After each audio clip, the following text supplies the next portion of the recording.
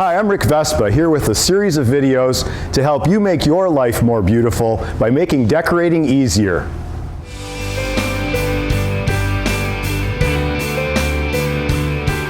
I'm here today with Pat Birch, a floral designer from our Clinton Township store, and we're going to give you some tips on arranging flowers. Pat, how do we get started? We're going to pick out a beautiful bouquet. We have lots to choose from in different price points and different color combinations, and I thought this would be a pretty one to start with today. Very nice. So what are the tools of the trade? My favorite is a Swiss Army knife, and I also have a pair of ribbon shears in case I've got a ribbon I want to add, and I have some pruning shears in case there are any heavy stems that I need to cut. Okay, and how do we begin? I'm going to start with this beautiful fresh vase of water, and our mixed bouquets come with a little packet of floral food. I'm just going to give it a little cut, and I'm going to add some of that food to the water. And what that's going to do is help prolong the life of our flower. Part of the chain of life. Exactly. Okay, we'll talk more about that. All right. Got to remove the fancy paper from the bouquet, and I'm going to kind of separate the flowers, see what I have here to work with. And I'm going to start out with my greens. This is one that I particularly love. It's called Seeded Eucalyptus. I gave it a fresh cut with my army knife, and I'm going to remove any leaves that are going to be underwater. And why do we do that? Because they kind of deteriorate underwater and help bacteria start to grow, and that's going to eventually shorten the life of our flowers. Another part of the chain of life then. Right. So we've just kind of placed a little collar of the seeded eucalyptus around the edge of the vase. So the collar meaning your first layer, I guess? Exactly. Okay. I like to use every little piece, so here's one little piece as well. And this has a beautiful assortment of flowers. This particular bouquet, we've got a snapdragon here. It's kind of a linear flower. And I'm kind of holding it up to the vase. I want to go at least once again as tall as the vase. This is going to give me my height. And it's going to move around a little bit until I get the vase a little fuller of flowers, okay? We've got some beautiful lavender button mums here. These come in a lot of different colors, very long lasting. You might notice I'm sliding my hand down the length of the stem. Get those leaves off there so they're not underwater. And tell us a little bit about the way you're cutting the stem as well. I'm right-handed, so my knife's always in my right hand, and I'm pulling the blade straight across the stem, so I'm exposing all that nice fresh tissue. Flowers going directly into water so that it can drink. So the angle cut gives you more surface area, again helping with the longevity of the flowers. Exactly. Okay. And I'm just kind of placing all of my little lavender buttons in a ring around my snapdragon here.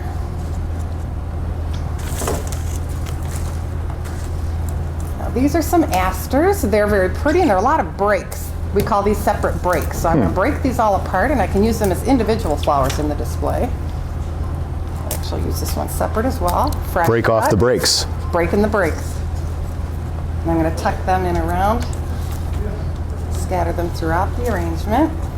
This one doesn't even have a flower on it, but I like the texture of the leaf, so I'm going to tuck that in as well. That's important. You need a mix of flowers and some green and, of course, the different heights. It adds visual interest, for sure. This one, the flower is a little bent, and I don't want to put anything that's less than perfect in there, so I'm just going to remove that little bent flower. I'm going to move on to my Gerber Daisies. Love these. They've got a nice big happy face, and again, since they're a little bit of a larger flower, I'm going to tuck them down more at the base of the arrangement. They give a little more weight. I'm going to put kind of one on each side of the arrangement, so no matter who's sitting on what side of the table, they're going to be able to see a Gerber Daisy.